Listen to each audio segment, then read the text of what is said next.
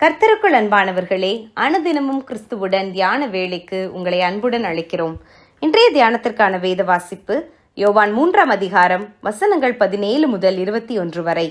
தியானத்திற்கான தலைப்பு ஒளியின் பிள்ளைகளாவோம். இதோ உள்ளத்தில் உண்மை இருக்க விரும்புகிறீர், அந்த கரணத்தில் ஞானத்தை எனக்கு தெரியப்படுத்துவீர்.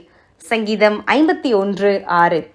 ஆதியிலே பூமியின் ஆழத்தில் இருந்த இருள் தேவன் வெளிச்சத்தை உண்டாக்கிய போது முற்றாக அகன்றுவிடவில்லை. தேவன் வெளிச்சத்தையும் இருளையும் வெவ்வேறாக பிரித்தே வைத்தார். படைப்பின் அந்த முதல் நாளிலிருந்து வெளிச்சத்திற்கும் இருளுக்கும் சம்பந்தமே கிடையாது.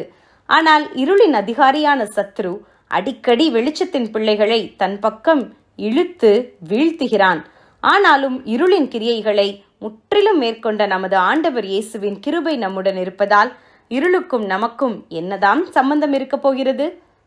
கர்த்தருடைய இருதயத்துக்கு ஏற்றவன் என்ற நற்சாட்சி பெற்ற தாவீது அப்போஸ்தலர் 13:22 பாவத்தில் விழுந்தபோது பாடிய சங்கீதம் பெருமதி மிக்கது. பாவம் உணர்த்தப்பட்ட போது கர்த்தரை தவிர வேறு எதுவும் உதவாது என்று உணர்ந்தவராய் தன்னை கழுவும்படி கதறிய தாவீது தன் உண்மையற்ற உள்ளத்தை திறக்கிறார்.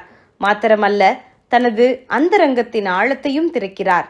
தன்னை சூழ்ந்த இருள் வெளி வாழ்வை மாத்திரமல்ல, உள்ளான வாழ்வையும் அந்தரங்கத்தையும் கூட இருளுக்குள் தள்ளிவிட்டதை உணர்ந்து வெளிச்சத்தை வாஞ்சித்து கதறுகிறார். இன்று அநேக கிறிஸ்தவர்கள் கூட தங்கள் சுயத்தில் நம்பிக்கை வைத்து இடறி போகிறார்கள். நாம் பயப்பட வேண்டிய ஒரே விஷயம் நித்திய ஆக்கினை தீர்ப்பு. இதிலிருந்து நம்மை மீட்க வல்லவர் தேவன் ஒருவரே. ஆனால் பலர் தங்கள் வாழ்வின் இருண்ட பாகங்களை அவை வெளிப்பட்டுவிடும் என்ற பயத்தில் தேவனுடைய வெளிச்சத்துக்கு கொண்டு வருவதில்லை. அதாவது, இவர்கள் மாற்றமடைய விரும்புவதில்லை.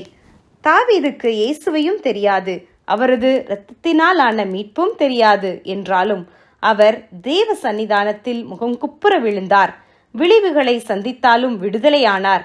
இன்று நமது காரியம் என்ன? நாம் கிறிஸ்தவர்களாக இருக்கலாம்.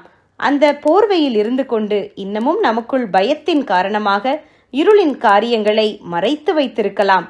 ஆண்டவர் பாதம் வருவோம். அவர் நம்மை விட்டு கொடுக்க மாட்டார். நம்மை நிச்சயம் விடுதலையாக்குவார். நாம் ஒளியின் பிள்ளைகளாக தேவ கிருபையால் மாற்றமடையும் போது நம்மில் பிரகாசிக்கின்ற அந்த வெளிச்சம் இருளுக்குள் தவிக்கும் பிள்ளைகளை நிச்சயம் வெளிச்சத்திற்குள் கொண்டு வர தேவன் நம்மை உபயோகிப்பார். ஆனால் நான் ஒளியின் பிள்ளையா என்பதே கேள்வி. ஜெபம் செய்வோமா? அன்பின் கர்த்தாவே, இருளில் இருந்த எங்களை மீட்டு உமது முகத்தை எங்கள் மேல் பிரகாசிக்க பண்ணி வெளிச்சத்தின் பிள்ளைகளாக வாழ எங்களுக்கு கிருபை செய்தபடியால் உம்மை துதிக்கிறோம். ஆமேன்.